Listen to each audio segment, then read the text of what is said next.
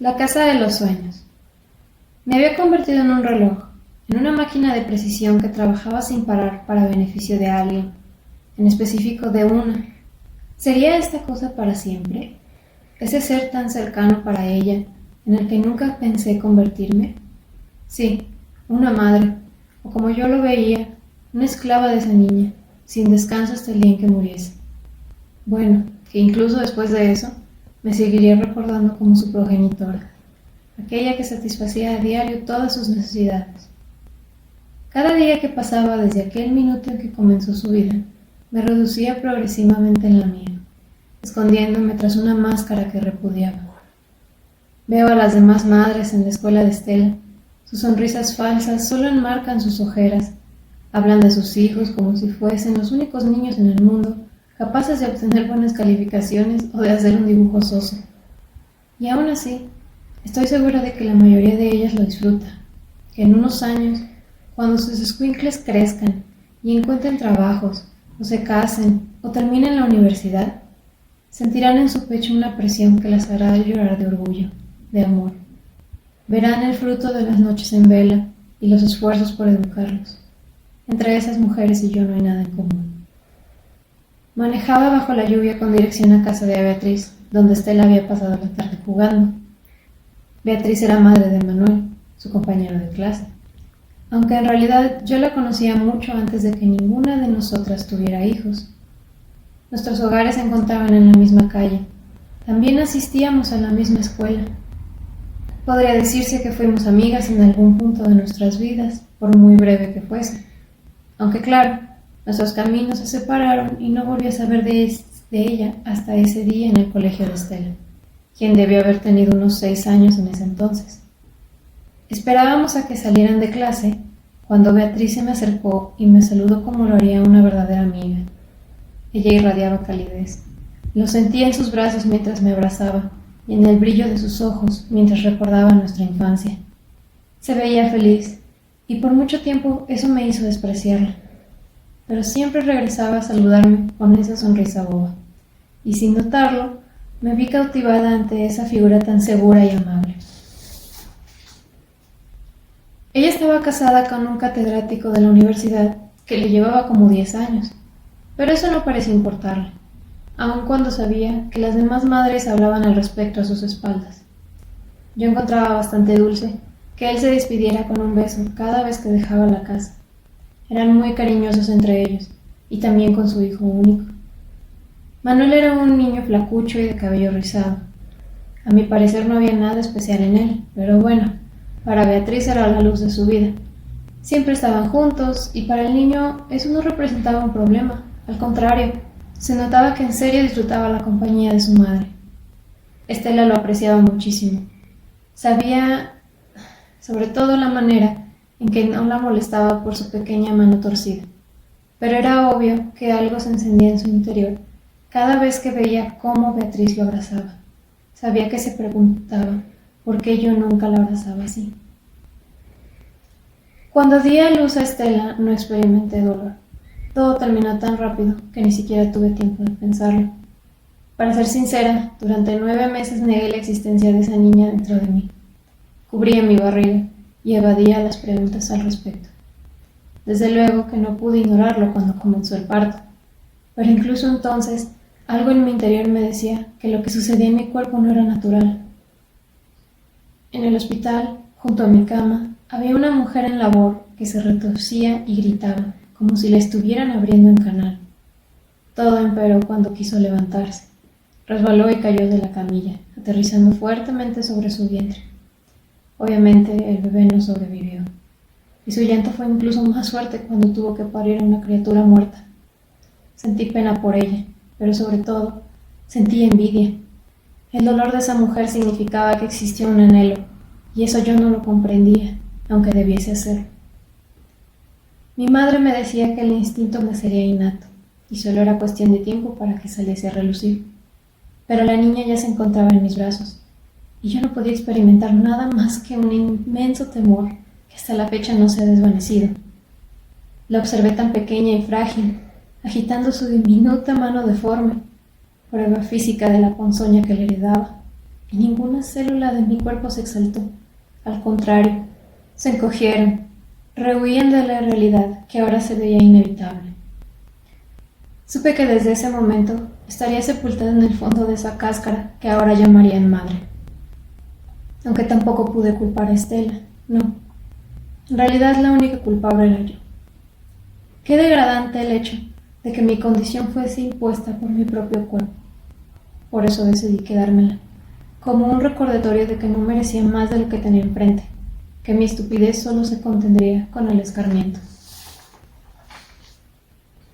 Sin embargo, mientras más pasaba el tiempo, más comprendía que nuestra unión iba más allá de un castigo.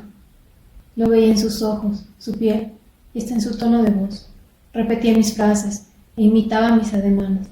Cada día ella se parecía más a mí y al mismo tiempo yo perdía mi esencia. Me torné seria, burda y gris. No podía reconocer mi propio rostro al verme al espejo. Y ahora era una sombra que se arrastraba de un lado a otro siguiendo a la niña, pegada a esa falsa copia mía. Toda esa vitalidad que me quedaba, ella la extraía sin piedad. Todo lo que tenía era para ella, y yo tan solo me quedaba con las sobras. Pronto comprendí que su destino siempre fue reemplazarme, y no me sorprendió, pues yo la había concebido. Ella jamás tuvo un padre.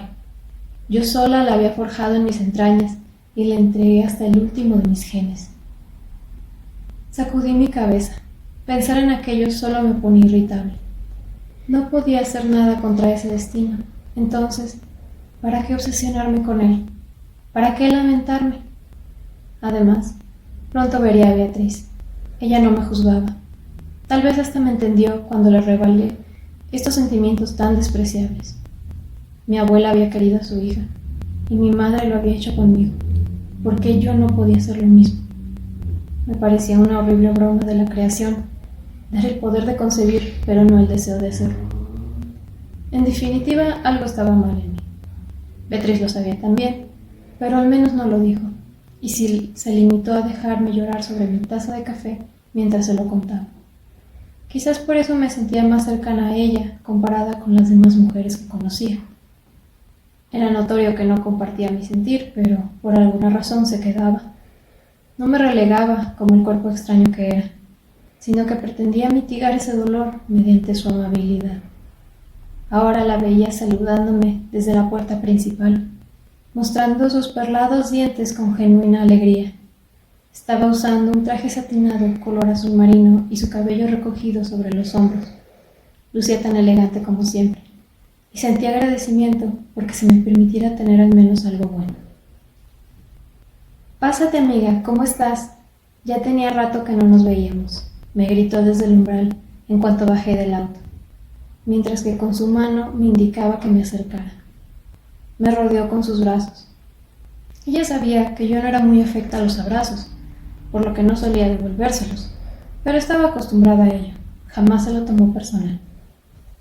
Entramos a la casa e inmediatamente me vi deslumbrada por la luz que emitía la lámpara del vestíbulo.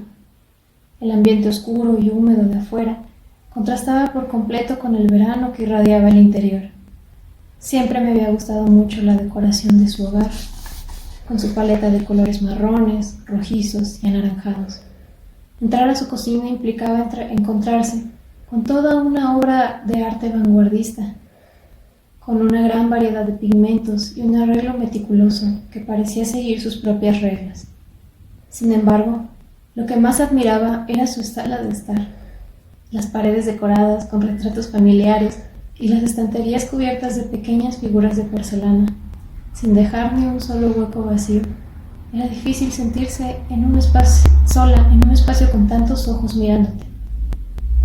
Todo limpio, ordenado y más que nada, bello. Quizá muchos no notarían esos detalles, pero la manera en que Beatriz mantenía un sistema de organización perfecto, de alguna manera lograba calmarme, aunque solo fuese por un par de horas. Me hacía sentir en un universo alterno, muy ajeno a la realidad. Era casi imposible cuestionarme si alguna vez llegase a tener ese nivel de control sobre alguna cosa. Me acerqué al perchero y colgué mi abrigo mojado. Naturalmente me disculpé por las gotas de agua que habían caído al suelo de madera. pero a mi anfitriona no le importó. Observé a Manuel cruzar la sala como un rayo y subir las escaleras rápidamente. Traté de llamarlo, pero me ignoró. No te preocupes, están jugando arriba, ya sabes cómo son. Beatriz se dirigió hacia la cocina y desapareció al cruzar la puerta plegable. Caminaba moviendo sus caderas de lado a lado como un péndulo, pero sus pasos eran más firmes que lo usual, como si pisara el suelo con enojo. Caminé hacia el comedor y me senté en una de sus sillas de caoba que tanto me gustaban. La habitación se sentía como una burbuja perfecta, que me alejaba del hastío que me esperaba afuera. Ahí dentro, yo no era una extraña, ni debía cuidar mis movimientos. Era verdaderamente un hogar. Escuché el sonido del cuchillo al chocar con la tabla de picar, y el aroma que provenía de la cocina al final me alcanzó. Laurel, ajo, perejil. Olía a las tardes en casa de mamá, siempre esforzándose por cocinar algo delicioso para sus hijos. Olía a una infancia perdida en la que desea haberme congelado. Oye, ¿ya cenaste? ¿Por qué no se quedan a comer? Tardé mucho cocinando esta carne y Álvaro no vendrá, como de costumbre. Hizo una pausa. Era la primera vez que notaba cierta disconformidad en su voz. Resonó como un eco en mis oídos. Pero bueno, Estela de seguro tiene hambre después de jugar tanto. No puedo dejar que se vaya así. Ay, no, ¿cómo? Ay, Eva, en serio, no me hagas rogarte. Ya sabes que es con gusto. Su tono jamás fue autoritario, pero ¿cómo negarme? Si todo lo que me rodeaba me invitaba a aceptar. Bueno, pero la próxima invito yo. Le dije entre risillas tontas, intentando ocultar mi alegría. Pude escuchar su pequeño festejo en la cocina, y aunque me ofrecí ayudarle, insistió en que el platillo fuese una sorpresa, al parecer en una receta secreta, pasada de generación en generación. Sirvió los platos sola. Parecía ser una especie de estofado, con arroz y verduras como guarnición. Yo no quería comer hasta que todos se sentaron, pero debo admitir que fue difícil, ya que la comida tenía un aroma increíble que me incitaba a probarla. Beatriz llamó a los niños desde la escalera. El único que respondió fue Manuel con un «¡Ya vamos!». Pero claro, lo que dicen nunca es lo que hacen, y no bajaron. A Beatriz no le molestó, se limitó a decir «pues cenarán frío». Ante esto soltamos una carcajada y se sentó junto a mí. A esas alturas yo ya no quise contenerme, estaba muy hambrienta. Estela no bajaba. ¿Por qué la esperaría? ¿Por qué debía fingir que deseaba verla en uno de los pocos momentos que sentía calidez? Di el primer bocado, como quien engulle por primera vez en días. La carne estaba suave y jugosa. La salsa sabía especias y ligeramente picante. No tenía mucho apetito al llegar a la casa. Sin embargo, parecía que mientras más comía, más famélica me encontraba y más trozos me llevaba a la boca. Beatriz parecía feliz de verme masticar con tanto entusiasmo. No dejaba de repetir que me pasaría la receta para que pudiera hacerla en casa, porque este era su platillo más popular. Para cuando vi a Manuel sentado en la escalera, ya había devorado la mitad del estofado. El resto del plato permanecía intacto, ni siquiera había tocado las guarniciones. El chiquillo me miraba preocupado, abrazando sus rodillas desde un rincón oscuro. No se movía, solo me observaba, como si viera esos leones que aparecen en los documentales devorando a las gacelas, con un poco de miedo, pero en su mayoría con lástima. Beatriz también lo había notado, pero no dijo nada al respecto. Quizás esperaba que yo tomara la iniciativa, así que lo hice. Hola Manuelito, ¿cómo estás? Quise sonar tan maternal como me fuese posible. Sin embargo, él no se conmovió por ello y me ignoró. ¿Estela no va a bajar? Tanto él como su madre se mantuvieron en silencio. Ella lo veía a él y él a mí en un círculo confuso. De pronto, el aire en la habitación se comprimió. Sin saber cómo reaccionar, bebí un poco de vino, esperando su respuesta, pensando que tal vez no me había escuchado. pero Beatriz tampoco reaccionó, así que comencé a ponerme nerviosa. ¿Dónde está Estela, Manuel?, pregunté de nuevo con tono serio, pero la resolución fue la misma. Amor, súbete, ahorita te llevo de cenar, le dijo Beatriz con un tono amable y cariñoso. ¿Qué? Fue lo único que se me vino a la mente. Le dediqué a mi amiga una mirada confusa. Era claro que sabían algo que yo no. Su hijo le hizo caso inmediatamente, y se escucharon sus piecitos subir por la escalera y recorrer la planta alta hasta su cuarto. Yo no despegué la mirada de Beatriz, quien parecía bastante relajada y cómoda, mientras fijaba sus ojos en su plato. Solo entonces noté que ella no había tocado su comida. Solté los cubiertos y mi voz comenzó a subir de tono. ¿Dónde está Estela? Tú ya sabes dónde está, frunció los labios, y por fin se dignó a mirarme a los ojos. La que antes había sido un motivo de alegría, ahora me parecía frente a mí, como un ente rebosado de humo y fuego que se hacían presentes a través de sus ojos. Giró su cabeza en dirección a mi plato, y yo le imité, contemplando el trozo de carne bañado en salsa, que curiosamente parecía tener la misma forma que una mano deforme. Me levanté de golpe y retrocedí, tropezando con la silla de caoba. Mis rodillas chocaron fuerte contra el suelo, al mismo tiempo que mis manos tocaban agitadamente los azulejos. Buscaban una manera de volverme a levantar. Fue la propia Beatriz la que me lo impidió, lanzándose al suelo conmigo y sosteniéndome a ambas muñecas. El aire siguió densificándose, apelmazándose sobre nosotras, emitiendo un calor bochornoso que me hacía sudar y me sofocaba. ¿Qué hiciste? Rompí en llanto y odié el hecho de que mis lágrimas fueran falsas. Solo lo que tú no tienes fuerza para hacer, Eva. Su voz se quebró. Ya no ocultaba nada frente a mí. Era la primera vez que la veía tan fuera de control. Se incorporó por un segundo y tomó directamente con su mano la carne que aún estaba en mi plato. Luego me lo mostró. Tienes que hacerlo. Sabes que sí. Tal vez debía haberme negado. Tal vez debía haber huido de ahí y no mirar atrás. Pero no fue así. Sostuve el alimento en mi mano y el hambre me invadió de nuevo. Estaba tan hambrienta. Di el primer mordisco con salvajismo y supe que ya no me cabía el arrepentimiento. Así que continué, cuidando de no tragarme los huesos.